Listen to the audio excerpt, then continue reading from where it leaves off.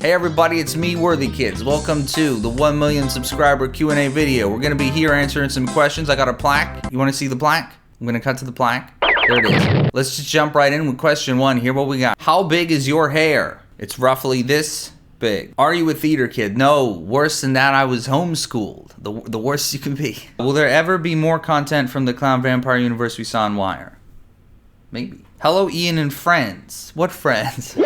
Hello, Ian and friends. Will you be releasing official merch in 2024? I am thinking about merch. I don't have any set plans yet, but I would like to do merch this year. Probably big top stuff. Do you see yourself putting together an indie game someday? I know you did some animation on Later Alligator, and I love Free Apple. Thank you. I used to make games when I was younger. I made a lot in a game maker. I'll show some footage of them here. I mean, I was a kid and I made these when I was like 12 or 13, but I don't see myself really returning to game development just because I kind of stopped playing games. I'm not much of a gamer. I'm not really interested in making a game if I'm not someone who plays games. I don't know, that's just not really my bag. How do you decide which bits to write completely and which bits to trust the voice actors to flesh out or improvise on? So there's always a version of it that is completely written out that has no riffing, and it's just, it's malleable enough that I can squeeze in some of the riffing into there on top. What is your favorite kind of cookie? White chocolate macadamia nut. Which of your musical pieces are you personally the most proud of? I guess I'm a populist. I would say Friends in Low Places. I mean, that's my biggest song right now, but like, I think more so than Up, I was trying to achieve a specific vision with the production, and it's a style of production that I've been trying to do pretty much the whole time I've been making music. This like MIDI rock thing, it's like very, very dry, right? And I always worry that people would just listen and be like, this sounds like a demo. Is this a demo? And so I guess in a sense, I'm proud of Friends in Low Places because it's performed very well, because people like it. It kind of gives me confidence that like, okay, people are willing to dig this sound. They're not just going to be like, this sounds unfinished, dude. How many more seasons of How many more seasons of Big Top Burger do you plan on making? Congratulations on 1 million. Thank you very, very much. There's going to be one more, season 3. 3 and then we're done. Congrats on 1 million. Congrats on 1 million. Whoopee! How do you find the motivation to finish a whole animation by yourself? I don't. I lose the motivation, and then I'm in a rut for a long time, and eventually I finish it because maybe the motivation comes back. But I am not. I wish I could say I'm motivated all the time, working all day long. I'm just not. I wish that were true. Did you always plan on Big Top Burger picking up a heavier plot, or did that also just develop over time? I would say when I first started developing the idea, before I was animating season 1, it was simple, but it had the space for more stuff to happen. I guess I didn't really think about it. I was just like, these are the silly things that'll happen in season 1. And then once I started making it, because it takes a while to make a cartoon, that's when my brain started spiraling out. And I was like, well, maybe this could happen, this could happen, this could happen. So I would say the lore came in pretty early, not fully formed, but like the basic ideas started to come in pretty early. And then as I started working on season 2, it really started taking shape. What's your favorite genre of music? Also, congrats, dude. Thank you. I am a product of my time. I love rock. I love 2000s rock above all else. Indie rock, experimental rock, butt rock, J-rock, all the rock that came out in the 2000s. I'm probably a fan of it. I love that stuff. Congrats on 1 million. Thank you. Outside of anime making music, please I beg you to release another album. Your music is so good. Thank you very much. I might be cooking something up. What else do you like to do for fun? Baking and cooking. That's one of my only hobbies I don't really do on YouTube, right, is baking and cooking. Here's some pictures of some of the stuff I've baked and cooked that I'm very proud of. Look at them. I love to know what your favorite character you've ever created is across all your animations. Oh, and then you said, also, any plans to revisit Captain Yajima in the future, or is that one-off? I wouldn't necessarily say Captain Yajima is a one-off thing. There might be something more in the future. We'll see. But to go back to your first question, your favorite character you've ever created, that's Professor Genius. I've talked about this elsewhere, but Professor Genius is really inspired. He's inspired by Jabba the Hutt, but specifically the Kenner Jabba the Hutt, right? This old kind of famous Star Wars toy that's just like a little bit cuter. Even though it's this nasty slug man, he's kind of cute looking. And I just love this like proportions. I was like, I want a character who's kind of like that. And then I made him blue and I gave him a bunch of arms and a little bow tie. And he really became so much more wonderful when G.I. did his voice, because I was imagining this like much more kind of Spock-like, very kind of low, serious, yes, Captain Yajima. And G.I. did a much more animated kind of There's a naivete to his performance, which I wasn't imagining, which I just love. It really changes the character, where like you get the impression that he's a genius, that he's like a science genius, but he's a little bit naive about the ways of the world. He's kind of easily fooled, and I just love that. What's your biggest musical influences when you write music, and what's your favorite instrument to play? That's a good question. Congrats on milestone. Thank you. My biggest musical influence forever is Ween. Ween left a huge like imprint on my brain, especially when it comes to playing guitar.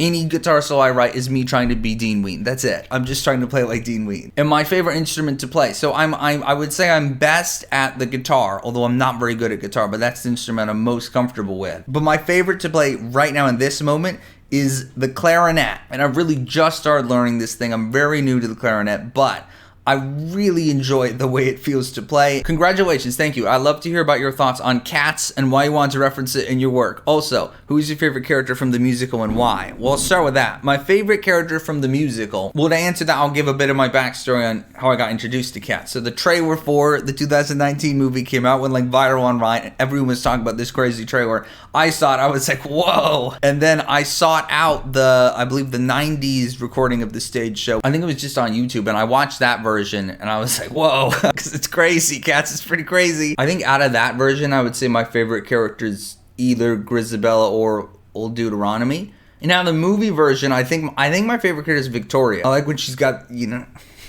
but why did you want to reference it in your work? So the actual totally honest story is, when I was writing Kid, I wanted to have like a Bobobo style joke, where it's just kind of like a weird tangent comes out of nowhere. And I was thinking about the Mr. Magoo Christmas Carol, where it opens on this very long song where he's like, I'm back on Broadway. And he just says that over and over. It was in my head, and I was like, so maybe Steve could be like, back on Broadway yet again. And I think I just wrote in the script footage of him performing some show on Broadway, because I thought that'd be kind of funny. And then when it came time to do like the boarding, I got to record the audio. It got more specific. I'm like, well, what if it was Cats? Because I've been thinking about Cats a lot at this point. I just seen the movie in late 2019. I'm working on Big Top Burger in early 2020, so it's been like a couple months since I just saw it. It's really in my head. And then from there, by the time I got around to animating that part of the episode, right, that was when the Lord started to build. Because when I did the drawing, of the flashback, I wanted to make sure you see each of the cats have the little clown makeup and the clown nose to kind of hint at later that they might not be people performing necessarily. What is your favorite music genre? So I already kind of answered that. And what musical pieces, if any, inspire you during the creation of the Big Top Burger soundtrack? Now I can answer this. So with something like Up, I'm partly inspired by certain J-Rock songs of the 2000s, certain Naruto openings, right? I'm partly inspired by, not inspired, but I'm trying to continue the thread of this sound that I've been trying to do, this sort of MIDI rock thing, like very, very dry mix. No delay, no reverb, and there's very few instruments, and they're very in your face and compressed a little bit. Red Hot Chili Peppers, kind of continuing off the sound of some songs in my back catalog, like Hall Monitor from Bikini Bottom, this like the bass right in your face. And that song was inspired by Sleaford Mods. They have these really simple mixes with just like a bass looping in your face and then like a drum loop. And then the guy, what's his name? Jason or something? I love the sound of like stuff like, Live Tonight, No One's Bothered. I love those songs. Happy 1 million worthy, thank you. Did you have a favorite character to animate in Big Top Burger or just a favorite character at all? My favorite is Chaser Ray. Maybe that's kind of obvious because he's got so much of a spotlight, especially in season 2. But I love Chris Fleming. I love his humor. I love that I get to work with him on this, and I like the design. I mean, it's not my design, it's from old movie. And he's really fun to animate, but it's also a challenge because he has the longest like stretches of dialogue, like these big monologues where he just goes on and on. You have to kind of figure out how should he move? What usually comes first in your process, the piece of music or the animation? It's pretty much always the music, not the finished song, but like I come up with a demo, a kind of simple version of the song, and then I set the boards to that, and then I start animating and developing the song in tandems. But the basic skeleton of the music always comes first. Have you ever been approached about making a Big Top Burger series on a streaming platform such as Netflix or otherwise? Have you or would you ever try to? So I don't know when or where I've talked about this, but Big Top Burger started as a pitch to Netflix. I was reached out by the Netflix Kids department way back in 2018, I think. Yeah, it was like 2018, and they were like, we've seen your animations, you want to do a pitch for a kids show, come up with an idea. And I was like, okay, let me try and come up with an idea. Wait, hold on, the next question ties into the previous one, so let me glue these together. What inspired Big Top Burger? Did you originally have a different direction that you wanted to take it, or was its current storyline always the main plan? Okay, what inspired it? And then the thing I was talking about before, the Netflix page. So Big Top Burger, so to trace back the lineage, right? It's Big Top Burger now, but before that, the pitch to Netflix that was kind of the original version of it was called Fast Fools. Okay, and it was about a pizza restaurant where these three clowns work. There's a clown named Penny, there's a clown named Tim, and there's a clown named Steve. And the reason I picked clowns and these specific designs goes further back to when I was like a tween, where me and my siblings would play this D&D campaign managed by my oldest brother. He kind of came up with it. And the character I made for the campaign was this little boy named Joel Shoe. And as we were playing the campaign, I would draw, or me and my brother and my sister, we were all kind of drawing while we played, right? Because, you take turns, right? So while the other person's taking their turn, you might draw a little. And we would oftentimes draw like little comics or like one-page drawings of like what's happening to our character at that point in the story, right? And early on, it was relatively accurate to what's happening in the actual campaign. And then over time, it started to like spiral out, or especially me and my older brother, we would get crazy with kind of the internal lore, which doesn't necessarily pertain to the campaign lore. And at a certain point, I remember I had just seen the Nostalgia Critics review of Tim Curry It, and so that was in my head. I'd never seen that TV movie before. And Tim Curry's performance as a character, which is amazing and like really distinct, was just floating around in my head. And so as I was drawing Joel Shoe going on this adventure, I was like, wouldn't it be cool if he bumped into Tim Curry Pennywise? So I drew him like meeting Tim Curry Pennywise, and I had so much fun doing it that he just kept bumping into him. And then over time, as we kept playing the campaign, I just kept including Pennywise kind of as like a party member in Joel Shoe's, adventure. Like he's following him around, they kind of become buddies. And so I'm kind of making these little comics with this character Joel Shoe, this like very ugly little boy, and then Pennywise the dancing clown, and they're kind of best friends, and they're going on an adventure. And they became, at that time, like the two characters I'd drawn the most in my whole life, because we did this a lot, and I drew a lot of like comics and stuff with these characters. And in a way, they became very like fundamental, was like, this is me expressing my sense of humor, or kind of bouncing off, especially my older brother, because he's doing his own series, right, with his own character in the campaign, and we would bounce off each other humoristically, all kind of inspired by like Bobobo, I guess. So years later, when it was doing this pitch for the kids Netflix, I was like, I want to do something fundamental as a pitch, something I really know well. Well, that would be Joel Shoe and Pennywise. So I should do something with like a kind of Pennywise-like clown character, right? And in case you couldn't guess, the Netflix people didn't really like the pitch. They didn't pick it up. And so I just put that on the shelf. It's like, well, that was something I tried. I don't know. And then a couple years later, when the channel was taking off more, I was like, I want to try and make my own indie animated series. What if I took this old idea for this Fast Fools thing, changed it around a bit, maybe instead of pizza, it's a food truck, maybe the episodes are much shorter, that kind of stuff. And then there it is. So if you're asking, like, what inspired Big Top Burger, I guess it's this D&D campaign, if you trail it all the way back, or trace it all the way back. How do you do Steve's voice? It's so versatile. Okay, so, I was going to address this earlier, but I should address this now. So when I was developing that pitch, my original idea was just, I have this Steve character. He's kind of a weird old man. He's got this beanie on. I want to pitch. It sounds so silly now, like as if this could happen, as if it would get picked up as a kid show on Netflix, and then I would say, we need to try and get Tom Waits to voice this character. Like, just ridiculously far-fetched, right? But that was my idea, and that was what I had in my head. So when it came time to do the show kind of more indie, I was like, well, I'll just voice the character because there's specific deliveries I have in my head where kind of humor style for Steve I want to make sure is to my taste. But for the voice, I'm just going to attempt an impression of Tom Waits. And yes, you say it's versatile. It is more stretchy than that, obviously. Like, he becomes a bit more like British at times, and his accent kind of morphs around. I don't really have any restraints on the voice. It's more just like at his base level, he just has this low, kind of really like. In terms of your musical work, which DAW do you use? I use FL Studio. I've pretty much always used FL Studio. Well, at first, when I first started doing music, I used Cakewalk by Sonar. But I know there are better DAWs out there, right? I'm interested in like Logic and stuff. It's really just I know how to use FL Studio, and I'm not interested in learning another DAW right now. Maybe someday I'll look into it, but right now it suits me just fine. What are some of the highlights of clown culture that you haven't shown, and how long do clowns in the Big Top universe live for? I'm really curious to know. Okay, so each clown on the clown planet, right? Each one lives for 1 billion years each. And I decided all of this while I was developing that episode. I had some ideas before, but I really kind of honed in on the lore while I was working on that episode.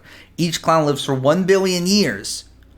And they always live for 1 billion years because they cannot be killed any other way. They only die of old age. They are completely indestructible, which you kind of see in this show, right? Steve flies through space and he goes to the center of the earth into like all this lava and stuff. He can't be damaged. And this is true of pretty much everything on the clown planet. I like the idea that if you and the materials you work with, you know, like the stuff they build stuff out of, can last for 1 billion years, it's got to be really tough stuff, was my thought. So like even Steve's clothes cannot really be destroyed by like lava and stuff. It's just impervious. And one of the things I like in terms of highlights of the clown culture is the writing system. I spent way too long on this writing system. I know what it might look like. Is this just nonsense? Is this nonsense? It is a very simple conlang, a simple constructed language, at least written. So spoken out loud, it's just English. It sounds coincidentally identical to English. But the written language, which is meant to express what they're saying, right, is a kind of invented thing. I based it partly off of like Arabic and Korean and Hindi, kind of. Not to imply that I know a ton about those languages. I was just studying the way the writing system works in those languages because I was curious at that time. And so the language is always written right to left, right? Unless a paragraph goes long enough to reach the end of the page. Then I had the idea that it switches and it goes left to right, and then if it reaches the end of there, it goes whoop. And so it's kind of this zigzag pattern, which you also see in the way they write music, right? Their music goes whoop, whoop, whoop. And it's similar to Korean and Hindi in that like you combine the consonants with the vowels in kind of these buildable shapes that sort of stack on top of each other. So for example, here in like this kind of manuscript that a character wrote, right, and holds up. Out here at the top, it says cats. So the way it says cats is this first symbol is a k sound.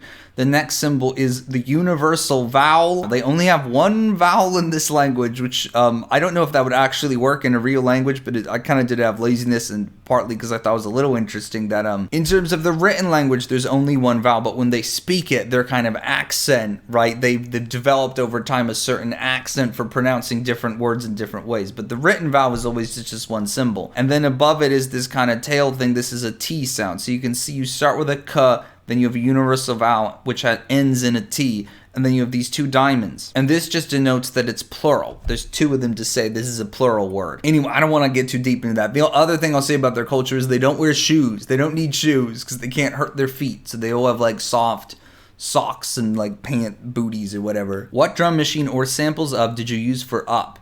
So this is a very, very interesting question. I'd have to check. I am pretty sure for the kind of main loop, it is one specific kind of set of samples from a drum machine. I'll dig it up and put it on screen now, whatever it's called. But then later in the song, I do layer in other drum sounds, right, to kind of beef it up. How do you find sound effects, like the ones that sound like old anime laser noises for everything? Okay, so I actually make those usually. And they're really not that hard to make once you get into like the pocket of what the sound is, which in my experience is usually pure white noise, which you feed through like a band pass, and then you automate the kind of the cutoff and maybe crank up the resonance. Maybe you turn that up or turn it down. You have to fiddle with the settings to get it to sound right, but it's basically just opening and closing it, just opening and closing this band pass of this white noise. It has this like sound or like.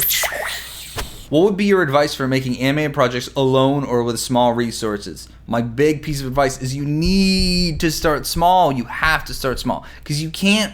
Building up your own confidence and your own experience of like, okay, I'm capable of this, now can I do this, is so important. I think that's so undervalued whenever people talk about doing stuff kind of indie or by yourself, is your own confidence. Like your hubris could be crazy, but you don't actually know you could do it, right? You need to make sure that like start with like a 30-second animation or something, just so that you can explore that and know for yourself, okay, I can make another 30-second thing. Now maybe I want it to be a minute, right? And you can push it. In Big Top Burger, which do you think is the best line delivery by the cast? So this was easy for me. I don't know why it's this line. It just stuck out in my head when I was animating. I was like, I just love this line delivery. It's from Tim Bat as Tim, where he's like, I'd give everything I own for Lunchbox that high quality. And like his voice is like cracking. He sounds so emotional. It's really funny to me. What goes in the process of creating a new character? For example, do you start from an archetype or a general influence, or is it more spontaneous? I would say it's very often just, I think of another character who already exists, who I like, and I'm like, I'm going to do my version of that. Like you can see this in like Free Apple, right? It's the king and this owl. For people who don't know, that's taken directly from King's Quest V. There's King Graham and Cedric the owl. And of course my final designs don't necessarily look like King Graham and Cedric the owl, right? My design for the king is more stereotypical king with like the purple robes with that kind of weird fluffy stuff. But like Cremulon does not look super different from Cedric. They're pretty similar. It's just like change the color, change his outfit a little. And I do that a lot. Well, speaking of Free Apple, do you have a favorite animation from all the ones you've created? It's Free Apple. I am a huge, long-time fan of Justin McElroy, and to be able to work with him and get this dual performance from him as the king and the shopkeep, and he's doing these totally different voices. I'm really proud of how that one came out. I watch it back and I'm just like, this one's pretty good. This one's not bad. Do your various series and one-offs explicitly take place in a single interconnected universe, or are the references there to just be fun Easter eggs for people familiar with the body of work? They're Easter eggs. I love Easter eggs. I'm not so much a fan of interconnected universe stuff. That's not really my bag. To me, it's way more fun that these are just completely separate little stories. And oftentimes the Easter eggs come about when you're just drawing a background. There's like the fourth background you've drawn that day. You're kind of bored. You're like, what am I supposed to put in the background here? There's too much background. What is your favorite voice of a character you have voiced? I'd have to say it'd be the most recent. It'd be Wizard Beard. That like, how did you get here? This is my secret mountaintop where I brew my secret ale. Do you like to listen to any music / background noise while you animate or draw? Also, congrats on 1 million. Thank you. Recently, it's audiobooks. In the past, it's usually been podcasts. I actually have like vivid memories. If I like watch back an episode of Big Top Burger, I'll remember, oh, I was listening to that episode of that podcast when I was drawing that background. I remember. But I kind of ran out of episodes of the podcast that I was binging while working on the last couple things. So now I'm listening to more audiobooks because I just need a lot of material. And I don't like to do music just because music's like, it's almost too distracting for me. The songs are too short. I really want something that's kind of long and boring that I can only partially pay attention to. I've always assumed that the design of the main characters in Xylophone are based on Roger Waters and David Gilmour of Pink Floyd. Is this true? Yes. I just said earlier, I'll just be like, I want to do that, but like my version. The thing about Xylophone is, my thought was, I want them to be kind of like Roger Waters and David Gilmour, but you know, I'll change the designs, I'll make them more original.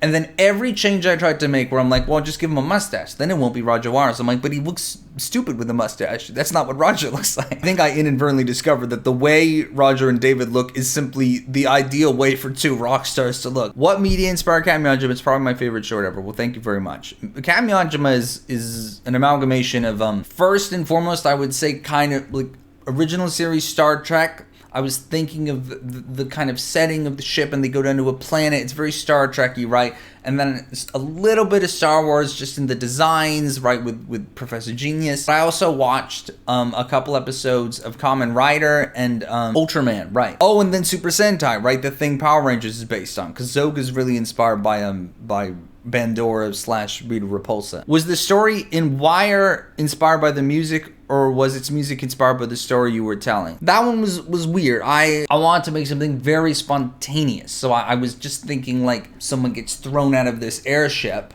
right? I don't think I started boarding it, but I had the idea of like, okay, he gets thrown out of an airship and there's gonna be this song. And then I went to write the song. So I would say the very, very most basic level of the story came first, and then the song. And then after I wrote the song, I did the boards to the song. What's Steve's favorite Weird Al song?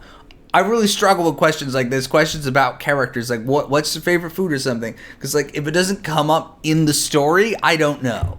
You know, I just don't make stories or write characters like that. It's all about what happens in the story. I'll say my favorite Weird Al song is Dare to Be Stupid. So maybe Steve likes that one. Will you wear wigs? Maybe. How did you go about learning Blender? Was it a self-taught endeavor, or did you learn through a course? I was self-taught. I actually started learning Blender when I was like 8, I think, because Dad downloaded it to the family computer, right? And so we were all kind of experimenting in Blender, having a bit of fun. And I guess I just kept experimenting. I got really stuck in there. I made so many models. They're all kind of gone now. I have some old renders I'll pull up here, but like not my oldest stuff. And then in my like late teens, I kind of fell off Blender and really just focused on drawing. But I still had that basic knowledge of how Blender works in my head. So when they put the grease pencil tool in Blender, I could really come back to it full force. And now it's basically the only thing I use. Please talk a bit more about how Bobobo influenced you. Okay, so Bobobo was huge. This was on Cartoon Network or Adult Swim. I think it was just on normal Cartoon Network. I don't remember. It was really me and my older brother.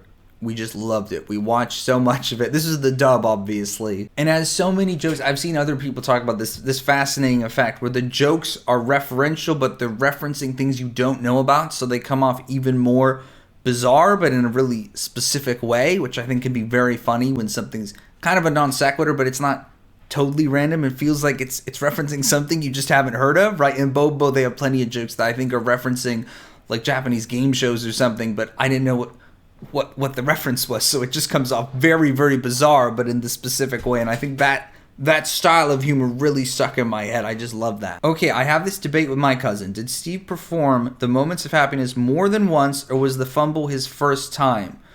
He performed it many times in rehearsal, but the fumble was his first. It was the big debut of him as Old Deuteronomy. Yeah, where does ideas like Clown Planet come from? So the Clown Planet's interesting because that wasn't the original idea, right? When I was working on season 1, I had the idea that Steve came from this culture of real clowns, and they were performing cats, or the stuff you see in Kid, the like little Easter egg. Well, my original idea was that was on Earth. It was an alternate timeline on Earth, where it's like Butterfly Effect. Cats was released one day earlier, and it led to this giant apocalypse where everyone became like mutant clowns and they worshipped Cats, the musical. And then Steve, in his moment of failure, right, he flubs the line the same way, but he like travels to the center of the earth willingly. He like launches himself down, and then somehow in the flame of the center of the earth, he like reality shifts our reality.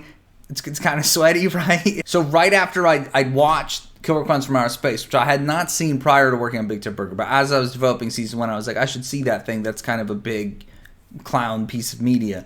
And I watched it, of course, in their one, it's Clowns from Outer Space. And I was like, I should have Steve be from another planet. Then it's like, well, why would they have cats? Does that make sense? I'm like, I don't know, that can just be a cosmic coincidence. That'll be fine. Okay. Question. I noticed that Steve and the other real genuine clowns never have visible ears. Are they covered up by their hair or not there at all? They have no ears.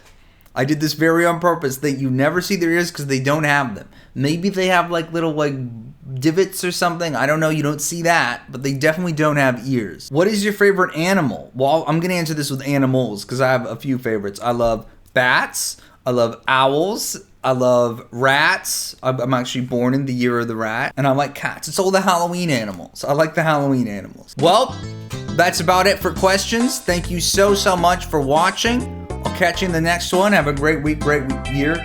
Bye-bye, everybody.